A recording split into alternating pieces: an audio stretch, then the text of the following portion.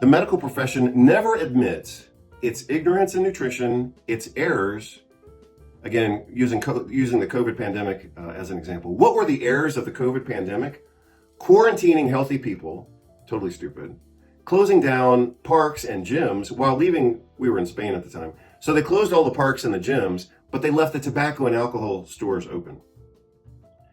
So quarantining healthy people, forcing them to be unhealthy, but allowing them to buy all the cigarettes and alcohol they want.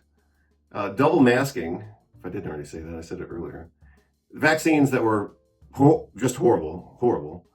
And a few other drugs on the side that were totally horrible as well. So again, the medical profession never admits its own errors.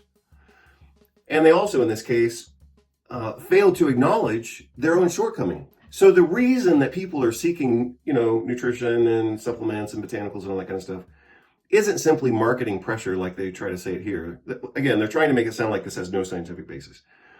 But what they could have said here, if they weren't indoctrinated into this paradigm and therefore trying to protect this paradigm, if they weren't indoctrinated into this, they would have said, hey, this reflects a shortcoming of the medical profession because people are going elsewhere to get their needs met.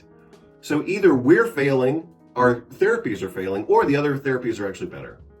And I would say that all three of those are happening at the same time. So again, I published this article 20 years ago, back in 2006, and in that article, I talked about the difference between the drug or medical paradigm versus the nutritional paradigm. And I'm gonna explain that to you right now because it's really, really clear, it's really obvious, but most people haven't thought about it, talked about it, and articulated it, so they don't have a way to grab onto these concepts, but I'm gonna explain it to you right now.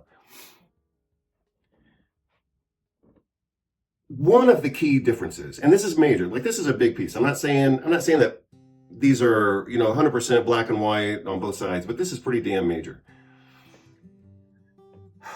A major difference between the medical paradigm or the drug paradigm, I guess I'll call it the drug paradigm, because the medical profession depends on the drug paradigm. The drug paradigm doesn't make things, in general, you can find a few exceptions, but you're not going to find a lot, relative to the others. You'll see that the drug paradigm is mostly centered around blocking things, inhibiting things, whereas the nutritional paradigm makes things work better. So, for the most part, we're above 90% here, among thousands of examples, including different individual pathways. Most drugs function by blocking things. Calcium channel blockers, ACE inhibitors.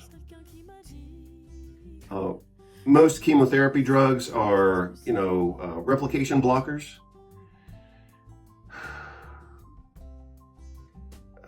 SSRIs are selective serotonin reuptake inhibitors. So again, most drugs are agonists and blockers. They block things.